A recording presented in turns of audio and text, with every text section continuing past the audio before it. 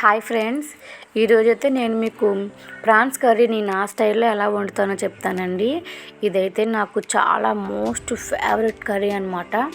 అయితే వీటి కోసం మేము పొద్దున్నే ఫిష్ మార్కెట్కి వెళ్ళి 1 కేజీ రొయ్యలు అయితే తీసుకొని అక్కడే శుభ్రం చేయించేసి ఇంటికి తీసుకొచ్చి దాన్ని మరి నేను శుభ్రం క్లీన్ చేసుకొని కూరకైతే రెడీ చేసుకున్నానండి.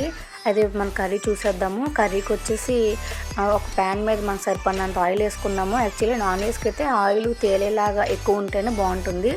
ఆయిల్ వేసుకొని ఆయిల్ కాగాక ఆనియన్స్ ఇంకా పచ్చిమిర్చి వేసుకోవాలి.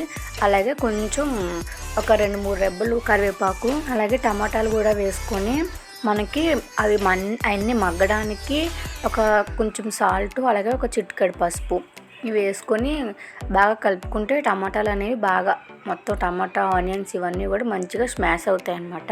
అట్లా స్మాష్ అయ్యే వరకు ఉంచి తర్వాత అల్లం వెల్లుల్లి పేస్ట్ వేసుకుంటాను.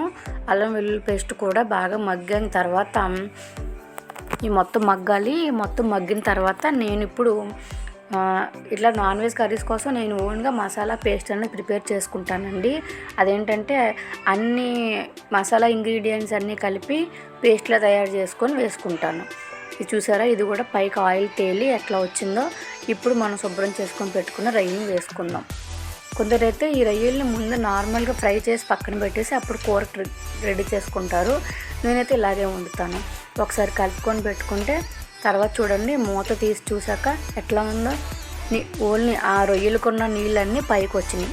నేనేం వాటర్ వెళ్ళేది, ఇది ఓన్లీ రొయ్యలు పట్టిన వాటర్ అనమాట. ఇందులోనే మనకి ఇప్పుడు కొంచెం మన కర్రీకి సరిపోయిన సాల్టు, అలాగే కారం మీరు ఎంత తింటే అంత. ఆల్రెడీ మనం ఇక్కడ అల్లం వెల్లుల్లి పేస్ట్ వేసాము, పచ్చిమిర్చి వేసాము, అలాగే నేను కొంచెం మసాలా పేస్ట్ కూడా వేసా. సో దానివల్ల మనకి ఘాటు వస్తుంది.